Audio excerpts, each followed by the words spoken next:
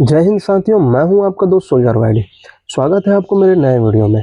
मैं आज आपको बताने वाला हूं कि पैरामिलिट्री के क्या-क्या काम होते हैं और ये कहां-कहां पर तैनात होते हैं और इसकी ज़रूरतें क्या है और इसमें रहने के फायदे कौन-कौन से हैं। लगभग सबको पता होगा कि पैरामिलिट्री में शामिल होने के सोर्सेस में से एक सोर्स होता है एसएससी जीडी। अब आप लोग सोचेंगे कि ये पैरामिलिट्री क्या है और ये कितने प्रकार के हैं और कौन-कौन से फोर्सेस इनके अंदर आते हैं। मैं आपको सीधे तरीके से इस वीडियो में बताने वाला हूँ। तो सबसे पहले जानने का प्रयास करते हैं कि पैरामिलिट्री क्या है और उनके कौन-कौन से कार्य हैं और ये किनके अधीन काम करते हैं।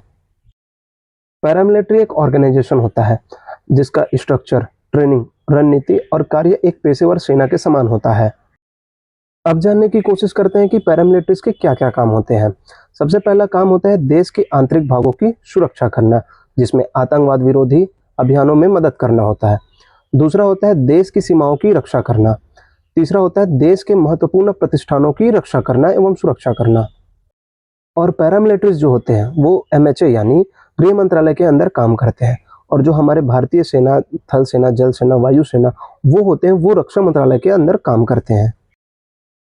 अब जानने की कोशिश करते हैं कि देश में पैरामिलिट्रीज की संख्या कितनी है। वैसे तो मुख्य रूप से देश में पैरामिलिट्रीज की संख्या होती है 6। ए बी से स्टार्ट करते हैं, जैसे ए से असम राइफल, बी से बीएसएफ, सी से सीआरपीएफ, सी से सीआईएसएफ, आई से आईटीबीपी और एस से एसएसबी। और इन्हीं 6 में से आप किसी भी एक फोर्सेस में अगर भर्ती हो जाओगे, उसके बाद आपको मिलेगा एनएसजी, जो कि एक डेपुटेशन के रूप में होता है। एनएसजी मतलब नेशनल सिक्योरिटी गार्ड। अब बात करते हैं हमारे देश के पैरामिलिट्रीज की ज़रूरतें और इनकी स्थापना के बारे में, कि स्थापना कब हुई और ये क्या-क्या काम करते हैं और कहाँ-कहाँ काम करते हैं। भारत में अलग-अलग अर्धसैनिक बलों की स्थापना अलग-अलग समय पर हुई थी। सबसे पहले ध्यान में रखते हैं असम राइफल की, जो कि सबसे पहला और सबसे पुराना अर्धसैनिक बलों में से एक है। इसे कछार लेवी भी कहा जाता था। इसकी स्थापना हुई थी 1835 में। इनका काम होता है जो नॉर्थ ईस्ट के इंटरनेशनल बॉर्डर होते हैं, वहाँ की निगरानी करना एवं उग्रवादों का निपटारा करना। दूसरा होता है सीआरपीएफ, जो कि देश के सबसे बड़ी पैरामिलिट्रीज में से एक है, जिसकी स्थापना हुई थी 1939 में। इसका काम होता है देश के आंतरिक भागों की सुरक्षा करना एवं देश में चल रहे नक्सलवाद को जड़ से खात्मा करना। तीसरा होता है बीएसएफ यानी सीमा सुरक्षा बल, जिसकी स्थापना हुई थी सन 1965 में। इसका काम होता है देश की भूमि सीमाओं की सुरक्षा करना एवं देश के सीमावर्ती क्षेत्रों में सुरक्षा एवं शांति बनाए रखना। चौथा होता है सीआईएसएफ, जिसकी स्थापना हुई थी 1969 में। इसका मुख्य काम होता है देश के महत्वपूर्ण प्रतिष्ठानों की रक्षा करना, जैसे कि एयरपोर्ट, बंदरगाह, मेट्रो और देश के आंतरिक भागों में आने वाले, जैसे हमारे देश के विरासत, प्लांट और खानों की रक्षा एवं वहां पर सुरक्षा बनाए रखना। पांचवा होता है एसएसबी, जिसकी स्थापना हुई थी 1963 में। यह भारत से जुड़े नेपाल और भूटान बॉर्डर की निगरानी करता है। यह देश के आंतरिक भागों की भी सुरक्षा करने में सहायता प्रदान करता है। छठवां होता है आईटीबीपी यानी कि इंडियन तिब्बत बॉर्डर पुलिस।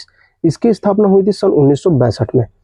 इसका मुख्य काम होता है भारत चीन सीमा यानी कि लद्दाख से अरुणाचल प्रदेश तक की सुरक्षा करना और सीमा पर हो रहे अपराधों एवं तस्करी को रोकना इसका मुख्य कामों में से एक होता है।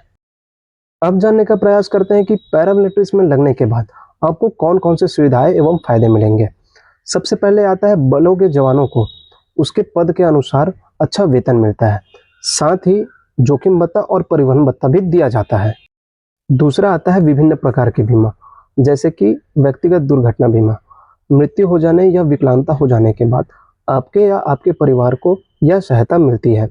साथ ही हवाई दुर्घटना बीमा भी होती है, जो कि पैरामिलिट्रीज की सबसे बड़ी बीमा में से एक होती है।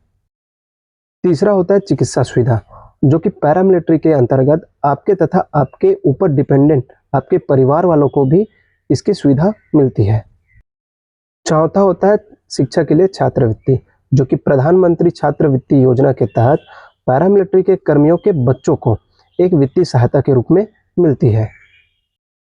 पांचवा आता है फैमिली वेलफेयर एवं क्वार्टर, जिसमें जवानों और उनके परिवारों को फ्री क्वार्टर एवं मनोरंजन के साधन तथा परिवार कल्याण केंद्रों की भी स्थापना की जाती है। उम्मीद करता हूँ आपको वीडियो पसंद आया होगा। अगर पसंद आया है तो वीडियो को लाइक और शेयर जरूर कीजिए और आगे इसी तरह से जानकारी पाने के लिए मेरे चैनल को सब्सक्राइब जरूर कीजिए। जय हिंद।